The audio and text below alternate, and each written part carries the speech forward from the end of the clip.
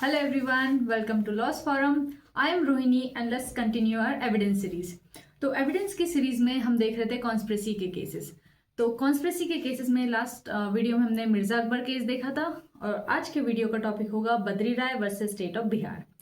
तो इस केस के जो इंपॉर्टेंट कीवर्ड है दैट इज सेक्शन 10, ठीक है, section 10 of Indian evidence act and the word conspiracy.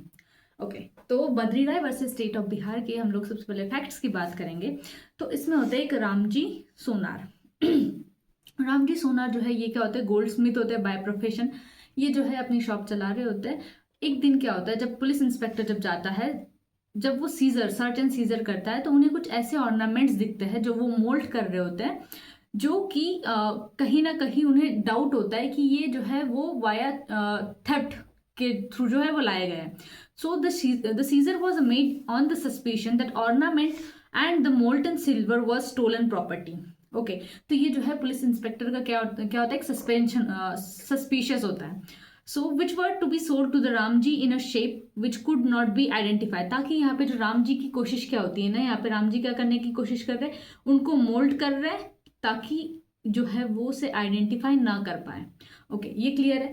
अब क्या होता है, यहाँ पे जो दोनों एपेलेंट होते हैं, यहाँ पे बद्री राय और साथ ही साथ जो राम जी है, अब ये क्या करते हैं, पुलिस ऑफिसर को जो है वो ब्राइब देने की कोशिश करते हैं। ब्राइब किस चीज के लिए, ताकि जो केस है वो रफा दफा कर दें। रफा दफा को यहाँ पे उन्होंने यूज किया hush up the case. Okay, आपके केसमेट में भी ये वर्ड मिलेगा, to hush up the case. तो ये उनका जो है अल्टीरियर मोटिव क्या होता है, यहाँ पे ब्राइब देने का नहीं होता, अल्टीरियर मोटिव यहाँ पे उनके केस को हशअप करने का, दैट इज रफा दफा। So inspector told them to come to the police station. तब इंस्पेक्टर ने क्या बोला, उस टाइम पे जब ये ब्राइब देने की कोशिश कर रहे थे तब शॉप में थे, तो इंस्पेक्टर ने कहा कि ओके तुम पुलिस स्टेशन आ जाओ। अब क्या होता है, जो फर्स्ट यहाँ पे एपेलेंट है दैट इज अ बद्री राय, ये होता है फ्रेंड राम जी का जिसकी शॉप थी। अब ये जो बद्री राय है ये जाता है पुलिस स्टेशन, और पुलिस स्टेशन पे ये क्या करता है, 500 के नोट की गड्डी जो है वो पुलिस वाले को देता है कि भाई मुझे तो जो है वो राम जी ने भेजा है ताकि आप जो है वो केस को हशअप कर दोगे। अब क्या होता है यहाँ पे, एज अ कंसिडरेशन फॉर हसी, ये जो है जो मनी दे रहे, जो ब्राइब दे रहे, किस चीज के लिए दे रहे, for hushing up the case which was pending against the Ramji. At the time offer was made, several police officer beside the local merchant was present। यहाँ पे तो मतलब यहाँ आई विटनेस भी है, ठीक है, वो जो पुलिस ऑफिसर थे उसके अलावा और भी दूसरे पुलिस ऑफिसर प्लस एक लोकल मर्चेंट था वहां पे जब ये ब्राइब देने की कोशिश कर रहा था। Inspector once write down an FIR and took action. तो जब वो ब्राइब देने की कोशिश कर रहे उस टाइम पे पुलिस ऑफिसर ने क्या किया, FIR नोट डाउन की एंड एक्शन लिया।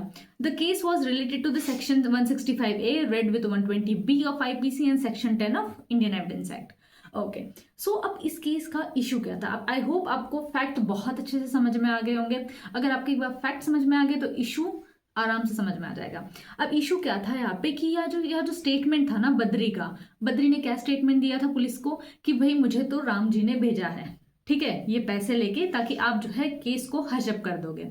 सो he has sent by the Ramji with the money to be offered by the way of a bribe to the police officer was admissible against the Ramji. तो क्या यहाँ जो statement है बद्री का वो जो है एडमिसिबल होगा अगेंस्ट द राम जी। मैंने कॉन्स्पिरेसी के केस में क्या बताया था, कॉन्स्पिरेसी डिपेंड करती है प्रिंसिपल ऑफ एजेंसी, मतलब आपके कॉन्स्पिरेटर में कोई एक भी जो है स्टेटमेंट दे देता है तो वो जो है एप्लीकेबल होगा टू होल टीम। ये याद है आपको।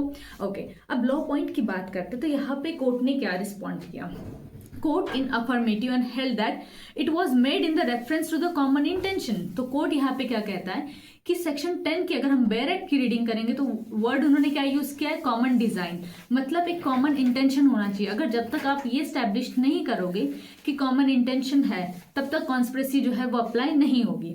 तो कोर्ट ने क्या किया कि ये जो एक्ट है ना दोनों का, किसका, राम जी एंड बद्री, दोनों का ये कॉमन इंटेंशन के साथ एक्ट था, ठीक है, in the pursuance of conspiracy. तो उनकी कॉन्स्पिरेसी थी और किस चीज के लिए थी, to bribe the police officer to hush up the case. Second, Supreme Court ने यहाँ पे केस रेफर किए दो, कौन कौन सा, पहला है मिर्जा अकबर केस जो कि हमने लास्ट वीडियो में कंक्लूड किया था। Then other is a black case जो कि मैंने मिर्जा अकबर केस में जिसकी रेफरेंस दी थी, ठीक है। So court said that in the previous incidents where both the appellant approach the inspector for bribing him to hush up the case against the second appellant is the clear evidence of the two person having conspired to commit. मतलब यहाँ पे एक ने जो है offence commit किया, ठीक है, और दूसरे ने क्या किया, ब्राइब देने की कोशिश की, तो दोनों की दोनों यहाँ पे जो है उनके आपस में क्या एक कॉन्स्पिरेसी है, ठीक है। तो कॉन्स्पिरेसी एक बार स्टैब्लिश हो गई इन लोगों की, then the above incident clearly indicate that appellant had entered into the conspiracy to commit an offense। तो यहाँ पे अगर आपके एक बार कॉन्स्पिरेसी जो है वो स्टैब्लिश हो गई, थियरी ऑफ एजेंसी स्टैब्लिश हो गई, तो जो है सेक्शन 10 जो है वो अप्लाई होगा। देन जजमेंट क्या रहा इसका, तो court finally held that the case consideration and the statement made by the one conspirator against the other in the course of conspiracy is clearly covered. और जैसे मैंने बताया था कि कॉन्स्पिरेसी में क्या चीज़ें जो है वो एडमिसिबल होगी, क्या नहीं होगी। अब यहाँ पे जो है ना इनकी कॉन्स्पिरेसी, ये पॉइंट ए से बी, ए क्या था इनका जो ऑफेंस कमिट किया, बी जो एंड पॉइंट है to hush up the case. अगर कोई भी स्टेटमेंट को कॉन्स्पिरेटर कॉन्स्पिरेसी के दौरान अगर देता है तो वो एडमिसिबल होगा, कॉन्स्पिरेसी खत्म होने के बाद देगा तो वो एडमिसिबल नहीं होगा। और यहाँ पे जो है इनकी कॉन्स्पिरेसी स्टिल जो है वो प्रोग्रेस में थी। इनका ulterior motive hush up the case था, तो वो हुआ क्या, नहीं हुआ। तो इसलिए जो बद्री का जो एक्ट है वो किस में आएगा, during the transaction of the conspiracy. तो यहाँ पे जो बद्री का जो स्टेटमेंट है वो एडमिसिबल होगा। आई होप आपको ये केस अच्छे से समझ में आ गया होगा। Thank you so much.